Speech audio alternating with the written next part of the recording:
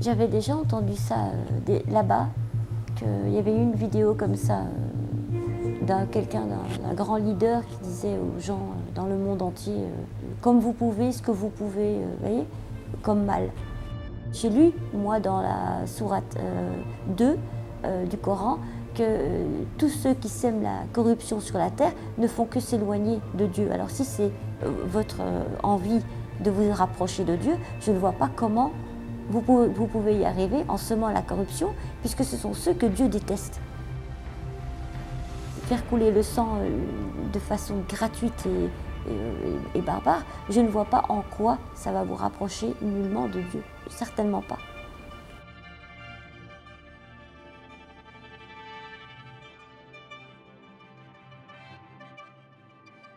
Être récupéré par un groupe qui va vous demander juste de vous détruire vous et de détruire ce que vous avez autour de vous, alors que vous pensez déjà que votre vie ne vaut pas grand-chose, je vous dis franchement, ne détruisez rien de plus.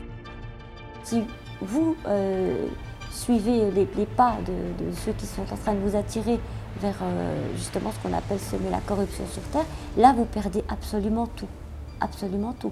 Alors que là pour l'instant il vous suffit de faire quelques efforts ou d'attendre peut-être il y a peut-être une meilleure période qui arrivera dans votre vie. How do you think I feel? I'm Belgian, you know. C'était juste impossible pour nous. Déjà on est un pays où on n'a pas connu ça. On était très petits quand on avait entendu parler d'attaques terroristes. Après ça, on n'a plus eu de choses comme ça, il n'y a pas de cette violence en Belgique. Et c'est vrai que d'apprendre que ça a été fait là-bas, c'est juste terrifiant, c'est une catastrophe.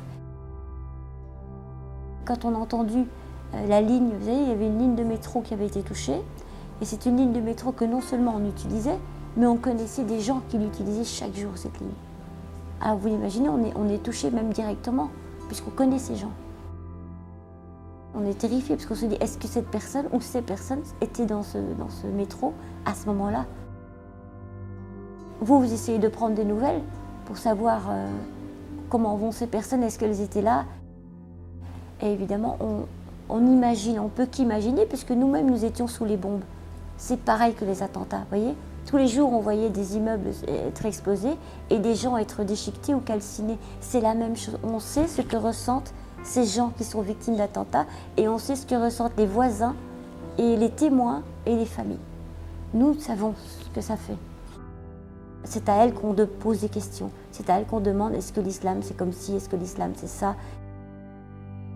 Maintenant c'est une nouveauté pour moi de comprendre comment est-ce que l'islam voit certaines choses. Qu'ils commettent, ça n'est pas du tout dans l'islam. Tout comme ces attentats suicides partout dans le monde, ça ne fait pas partie de l'islam du tout. Et ça n'en fera jamais partie. Au contraire, ça vous sort de l'islam. La première chose, c'est parce que c'est un suicide, d'abord. Avant de tuer d'autres gens, vous vous suicidez, donc le suicide est interdit. Le meurtre également. Faire l'apanage de quelque chose qui n'a jamais été conseillé en islam. D'aller chez l'ennemi, même si vous considérez comme ennemi, et de vous faire exploser ou de faire sauter un explosif et de créer des dégâts ou des morts ou des blessés. Ça n'a jamais été prescrit où que ce soit.